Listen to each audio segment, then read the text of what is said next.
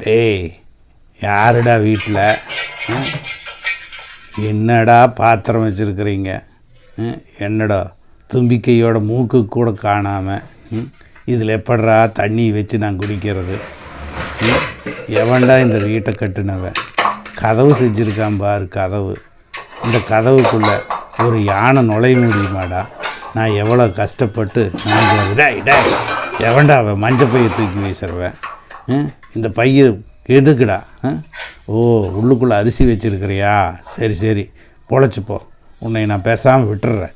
இப்படி அழுங்காமல் தூக்கி வீசினீன்னா நான் பாட்டுக்கு சாப்பிட்டுட்டு போயிடுவேன்ல. நீ புத்திசாலிடா என்ன இருந்தாலும். இல்லைன்னா உன்னை ஒரே மிதிச்சிருந்தா நீ அவுட்டு, தெரியுமா? யாரோ ஒருத்தன் வர்றான்டா. இருடா பார்த்துட்டு வந்துடுறேன். என்ன பவியமாக பார்க்குறியா? இதா வந்துடுறேன். என்ன போயிட்டேன்னு நினச்சிட்டியா? திரும்ப வந்துட்டேன். அரிசி என்னடா சூரநாத்தம் அடிச்சிட்டு இருக்குது? நல்ல அரிசியாக வாங்கி வைங்கடா அடுத்த தடவையாவது. ரேஷனில் போடுறதுக்கு நான் ரேஷன் கடையில் விட்டுட்டு வீட்டுக்கு வந்தால் நல்லா இருக்குது அரிசின்னு பார்த்தா இங்கேயும் இப்படி தான் இருக்குது. வீட்டுக்குள்ளே என்ன இருக்குது? ஒரு நல்ல சோறு சாறு உண்டா? ஒரு கரும்பு உண்டா? சர்க்கரை இருக்குதா? ஒரு வாழைக்கன்று வச்சுருக்கலாம், ஒரு வாழைப்பழம் வச்சுருக்கலாம். எதுவும் இல்லை இந்த வீட்டில்.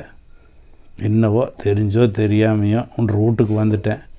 ஏதோ இருக்கிறத வை பார்ப்போம். டேய் பொறுமைக்கு ஒரு எல்லை இருக்குதுடா. கொஞ்சம் பாருடா. இன்னொரு பை எடுத்து வீசுடா. நான் சாப்பிட்டு போயிடுறேன்.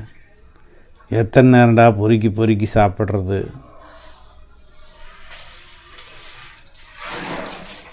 சரி, போனது போச்சாது.